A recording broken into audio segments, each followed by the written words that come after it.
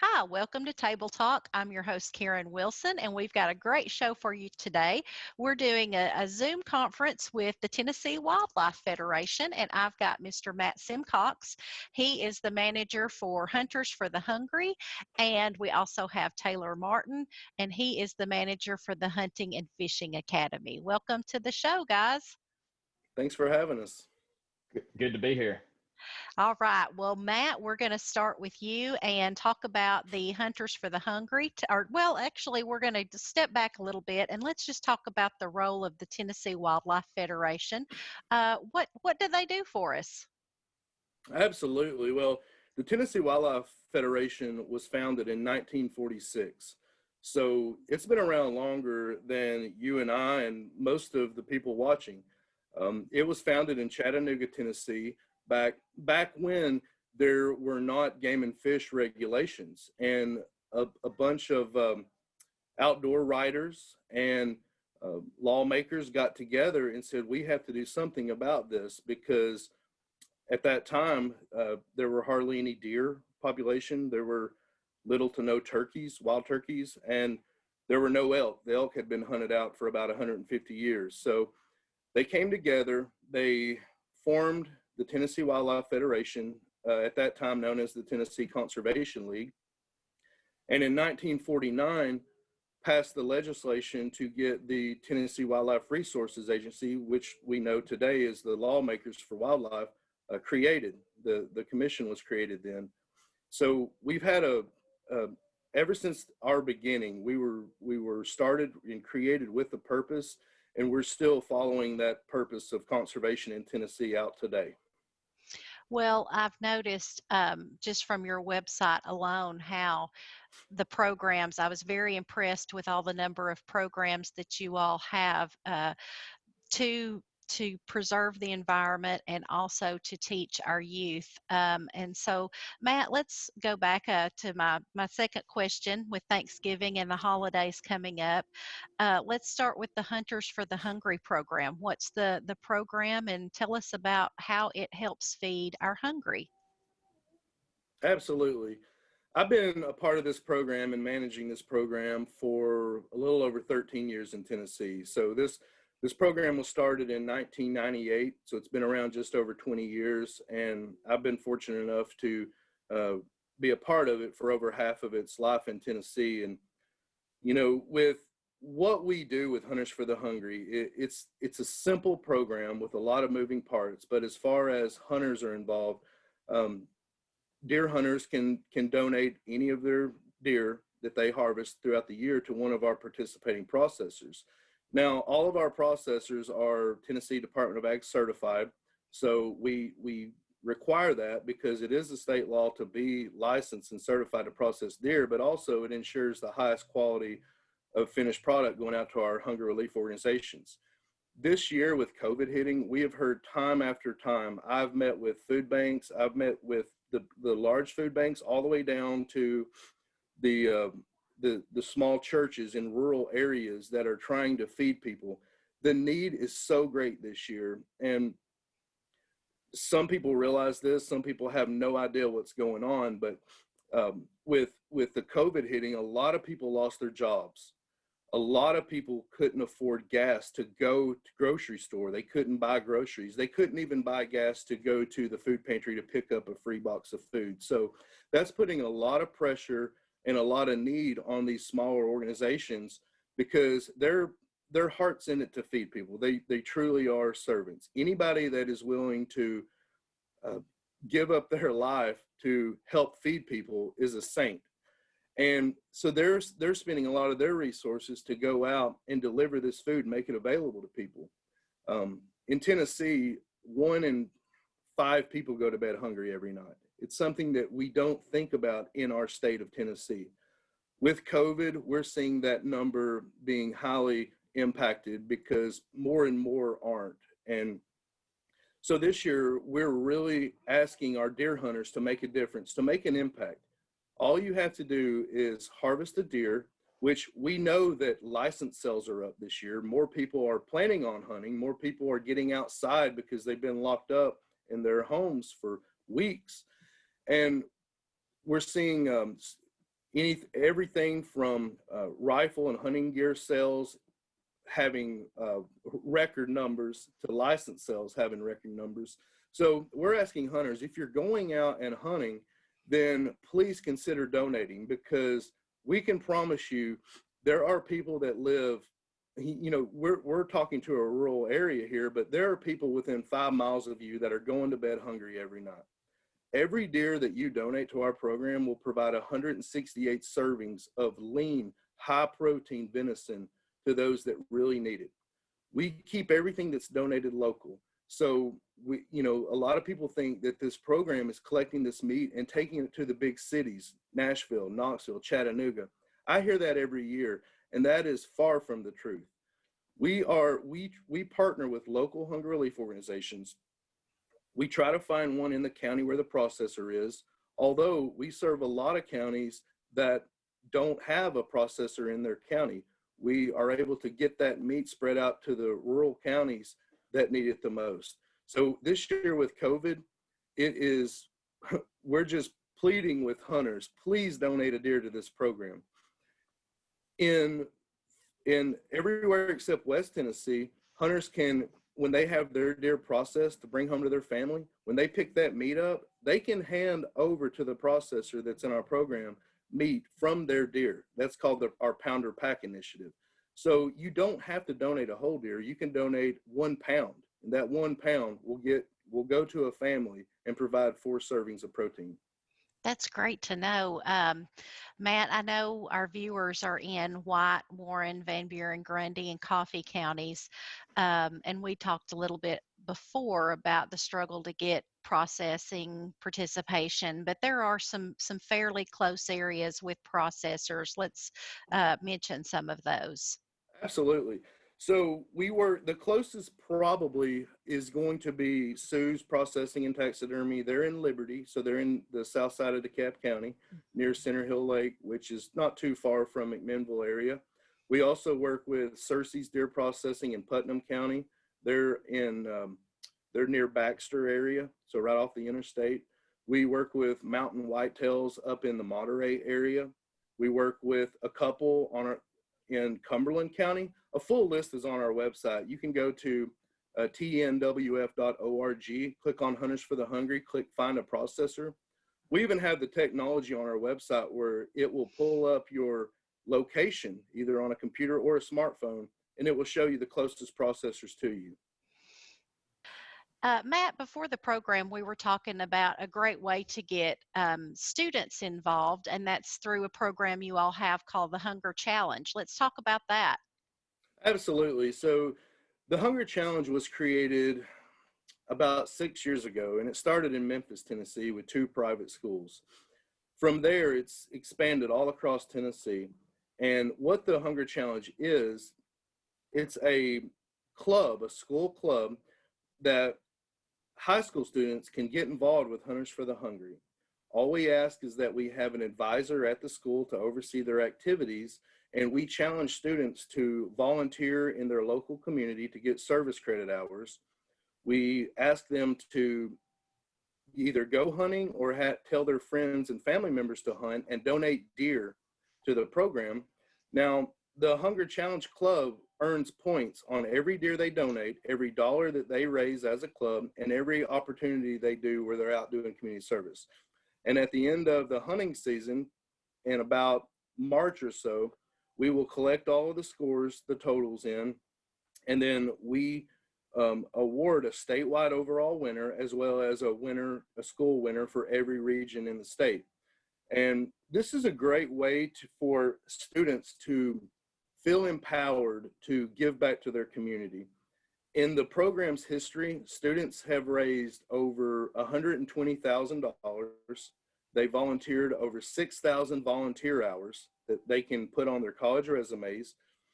And they've literally fed 500,000 people with the meat and the support that they've done. So I tell people all the time that just because you're a high school student, I mean, we've all been there, you can make a difference in your community as a student. We've heard great stories and testimonies from students that have been a part of this program, that when they apply at a college that they really want, that's the one thing that the college advisor will mention in their onboarding interview is their involvement with Hunters for the Hungry. So we encourage teachers, if you're watching, or students, if you're watching and would like more information, everything is on our website about the Hunger Challenge. We even have a link on there where an advisor can sign up. And then once they sign up, we are notified, and then we can contact them to talk about it. Or my contact information is on there. If they would like more information, then feel free to email or call me and we can discuss it. I know with a lot of COVID restrictions right now, we can't go to high schools and visit, but we can set up Zoom interviews with teachers. Tomorrow I have a Zoom conference call with about 5 teachers in West Tennessee to talk about this. So it's a great thing. Wow, that is so impressive. And what a great way to get student involvement and participation from students that may not fit into the football team and the band and things like that. So that is wonderful. And as you mentioned, anybody that would be interested in starting this program at their school, like an advisor, would just need to get on your website. Is that correct? Absolutely. I'd love to talk to them about that. And of course, we know the interest level. We are serving rural communities here, and the interest level is going to be tremendous because hunting and fishing is such a big thing here. Let's talk about some other ways that volunteers can help out with programs. One is coming up, Deer Coin Christmas, and people are thinking about giving back. So let's talk about that, Matt. Absolutely. So the idea of the Deer Coin was born because I got a phone call one day about the fact that a hunter can donate their deer to a processor, and a hunter can even donate the fee to process that deer for us. Right now in Tennessee, all over the state, we're fortunate enough to have funding available to process any deer that is donated free of charge to the hunter. But there are some people that would like to take it a step further and would like to make a contribution to Hunters for the Hungry, or encourage one of their friends or family or business partner or clients or church members to get involved with the program. So we developed these deer coins, and the deer coins are basically a wooden nickel that you can purchase on our website for $50. That $50 is a tax-deductible contribution to the Tennessee Wildlife Federation. And you can take that deer coin to any processor in Tennessee. And when you go to donate a deer, you can present that deer coin, and that deer coin comes out of the separate pot of funding to pay that processing. We've seen churches buy them for their congregation. Anybody that hunts, we want you to get involved. And so take these deer coins and donate deer. We've seen hunting clubs buy them, and they leave them at their lodge or whatnot. And so anybody that donates, that harvests the deer and wants to donate it, they can take that right away. We've had real estate agents that buy them for some of their clients. We've had, so you can see how they're great stocking stuffers. But they last, each deer coin lasts the entire deer season. So there's no limit. They can purchase it now and they can use it until the last day of hunting season. They're redeemable for a donated deer. So it's just a fun little thing that we added to the program. And a lot of people get excited about them. We've had some that have purchased them every year, and they hold on to them because they're kind of a little collector's item, if you will. But we hope people we hope people will redeem them. So And what you could do, I guess, is purchase the coin. You can give the coin to the hunter that you love, mhm, and they give it to the processor. Could you also just purchase coins and send them to the processor to help pay for absolutely, things that people may turn in? absolutely. And in the past, someone has had number, we hand number every coin. So every coin is one or whatever out of 200 or 250. We've had some people that say, well, this number is significant to me, so could you number it this number? And we track everywhere, everyone that purchases a coin, we track where that number coin is going to. And if they redeem that coin, they can call me at the end of season and say, I redeemed this coin, and we will track that down. Either the processor has it or they mail it to us, and we'll send that back to the person just to commemorate their deer season and their donation of a deer. Okay. Now we're going to pick up with Taylor, who was going to talk to us about another great program that goes on with the Tennessee Wildlife Federation. The first one that kind of piqued my interest on your website was the Hunting and Fishing Academy. Taylor, talk to us about the goal of that program. Yeah, so the goal of the Hunting and Fishing Academy is pretty simple. It's really to create the next generation of hunters and anglers. Across the nation, there's been a decline in the number of people who hunt and fish. And to a lot of people, that may not seem like a very big deal or a potential problem. But what that means is there's less funding for conservation on a national and state level because the North American conservation model is all based on hunters contributing to it either through the purchase of hunting and fishing licenses or the purchase of hunting equipment like firearms, ammunition, and things like that. So when there's less people hunting and going out there buying these licenses, there's less funds going into the conservation pot. And not this conservation money doesn't just go towards the management of game species like deer, turkey, waterfowl, but they also go into maintaining wilderness areas like state parks and public places like that for anybody that enjoys the outdoors, whether that be kayakers, birders, or just hikers going through a state park. So my program, the Hunting and Fishing Academy, is really geared towards kind of jump starting that next generation of hunters or anglers to revitalize the conservation fund to make sure there's long-term funding for conservation efforts across Tennessee.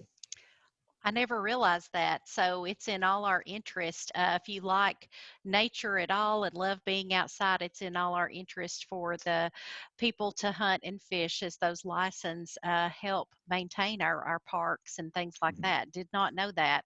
What are some of the things that participants can learn in the academy? Tell me kind of what do you cover? We cover a wide range of topics. Hunting and Fishing Academy is pretty much a program that runs 365 days out of the year. Right now, this time of year, we're really focused on deer events. Deer season's opening up. The opening day rifle's not too far away, and but we do waterfowl, squirrel, rabbit, turkey. We have a number of angling events. We'll do catfish or panfish. So we really have something that might just pique everybody's interest from small game all the way up to large game in Tennessee. Because not everybody wants to hunt the same things. And depending on what part of the state you're from, Tennessee is one of the most diverse states of the lower 48 in the entire country. So depending on where you are, might determine what you can really hunt in your area. So we try to cover an entire range of species. Had I not lived in a subdivision, I would say there's some awesome squirrel hunting at my house. They love the bird feeders, but it'd probably be better off not to send hunters there since there's so many houses around and stuff. But Maybe uh, not. there's been times where I thought about getting my hunting license just to get rid of a few of those little critters. Let's talk about the age groups. Is this for just for kids, or what does the typical age of the person attending the academy look like? A lot of our events are geared towards youth, ages 9 to 16, 17. Um, We have the age limit of 9 on there for our hunting events because that's the youngest age someone can complete the hunter safety education that's required to hunt in Tennessee once you turn 10 years old. But we are starting to branch out into other age divisions. We just finished up our first adult only program here in Nashville, where we taught about 15 adults how to go deer hunting on public land. And we're also going to be launching a number of virtual trainings that anybody in the state can attend to learn how to hunt deer, turkey, whatever that topic, the topic of that webinar might be. Yeah, I would think with retirement and even with, like you said, people being home with COVID, can't get out, more people taking that on, older people even. So that's good. The Academy is addressing that and picking up some of the older demographic that may want to take on hunting. So let's say somebody signs up for the Academy. What does a day at the Academy look like? It really depends on the event that they've chosen to attend. For our in-person events, we have experiences that range from a half day to a full 3 days event. But for a 3 day event, you arrive usually on Friday afternoon, and we have dinner, everything ready. We usually try to incorporate the wild game that we're hunting that day. So for a lot of our deer hunts, I know deer chili's on the menu for that Friday night. And then we'll start to get to know everybody because these experiences aren't large scale. They're usually only about 4 to 5 participants, and if they're youth, they have their parents with them as well. But it's supposed to be very hands-on instruction, so it's a more of an intimate setting, and get to know everybody. And then we camp out a lot of times if the partnering landowner that is helping us provide a location for us to hunt has a lodge, we stay in the lodge, or if not, we do primitive camping. And we camp out, and then the next morning we'll get up and we'll go hunt. Everybody that is there as a participant has a trained guide with them to help them learn the ropes, like tell them, this is why we're going out here. This is what we're expecting to see based on all the weather conditions and everything. And they'll go out hunt for the morning. And then when everybody comes back, we feed them again. And then we do some education things. Usually if somebody was able to harvest a deer, we go, or any animal, we talk about how to properly field dress it and get everybody's kind of hands-on experience through that process. Some people shy away from that, but that's part of it, learning how to do everything like that. And then the process kind of repeats itself from that point forward. We'll go hunting again in the afternoon, come back and talk about the day. And we always like to have a reflective period at the end of our hunt, so we call them fireside chats.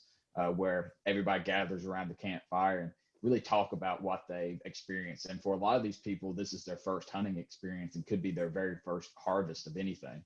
So them getting to talk about everything they felt or experiencing that is usually a pretty powerful moment for everybody. Wow, I'm fascinated by that. In fact, sign me up. How much is it to participate in the Academy? Like I said, it varies from the event. It's based on that kind of half day model. So if it's a half day hunt, it's $25 per participant. So if it's a youth event, that'd be $25 for the parent or the youth and the parent. And that scales up depending on how many days of it. So a 3 day hunt with us would be $150 for the participant and $150 for the adult. And we know that that seems pretty steep, but that provides everything you would need for that entire weekend. And we have scholarship opportunities available too. So if somebody really wants to go on this hunt but might not have the financial means to, they can reach out to us and we can move them through that scholarship process. That is awesome. That is a great weekend, and really actually not that bad when you think about the price of camping and your food's provided and things like that, plus all the skills that you're learning when you go on the hunt. So for those that we have a lot of seasoned hunters in our area, and they may be ready to give back, what are some of the volunteer opportunities that they have? Yeah, so similar to Hunters for the Hungry, Hunting and Fishing Academy is completely volunteer based. We rely on our volunteers to have these events, whether they're guiding or organizing the event themselves. So if someone's out there that's listening that is a hunter and they've reached a point in their hunting career where they've harvested the big deer, they've harvested a lot of ducks or whatever they hunt, and they want to give back and help create that next generation of hunter or angler, they can volunteer with us, whether they just want to come and guide with us or actually take the person out into the woods to teach them what they know. They can do that. And then we have what we call hunt masters. Hunt masters are our trained volunteers. They come to a one-day training with us, and they learn how to organize one of our events, where they can help us find a landowner to hold the event and work with them to say, hey, we want to put on a youth deer hunt on your property. Would you be willing to donate your property to this program for the weekend? And we help them through that process. And then we have some people that volunteer just to come cook at some of our events, especially those events where we're doing primitive camping. It's a primitive kitchen and everything out there as well. And we've had a lot of people that say, hey, I don't know much about hunting, but I'd love to come out there with all my cast iron Dutch ovens and cook for y'all that weekend. So they come on that way. And then, like I said, also, a lot of these hunting events are held on private land, especially with new hunters. We feel like that's a better environment to teach them than taking them on public land for the first time. So we're always looking for people to donate their property for us to use for the weekend, to have any type of hunt. We have some landowners that might only have 20 or 30 acres, but we have a squirrel hunt on their property, or we do a rabbit hunt out there, or they have a pond and they let us come fish it. So the opportunities are pretty much endless of how you want to get involved with Hunting and Fishing Academy. All right, that is great information. And I will say also, we need to talk about advocacy issues with the Tennessee Wildlife Federation. Just quickly in wrapping up, you have a lot of things that you push for in preserving our nature and our wildlife out there, and things that are great initiatives. Let's talk about those. We have a wide range of advocacy projects, and if anybody wants to see, because these are constantly changing, they can go to our website at tnwf.org/policy and see everything that we're working on. But we have a number of issues right now with the Share Our Rivers, which is working with the agency and commercial paddlecraft rangers to make sure that our public waterways are being used in the best way that affects everybody who wants to kayak, and the anglers and the fishermen who use those rivers to fish. And we also are big on the Asian carp policy right now, of trying to control that invasive species that's made its way into Tennessee waterways. Well, I will say, guys, you've been very informative. And for someone who does no hunting, and my husband is not much of a hunter either, you have piqued my interest in attending these things and really pushing kids for awareness and education about it. That's what you guys are all about. And so proud of all the initiatives you do to keep our rivers clean. That is such a draw for our area here. The kayaking, the fishing, and keeping the rivers clean is imperative to keeping people coming here to spend their money, to spend the day. It's great for the economy, and we want to keep the rivers clean and keep them safe for everybody. But I will say to both of you, thank you both for being on Table Talk today. You guys have been very patient with our Zoom issues and things like that, and are just pros.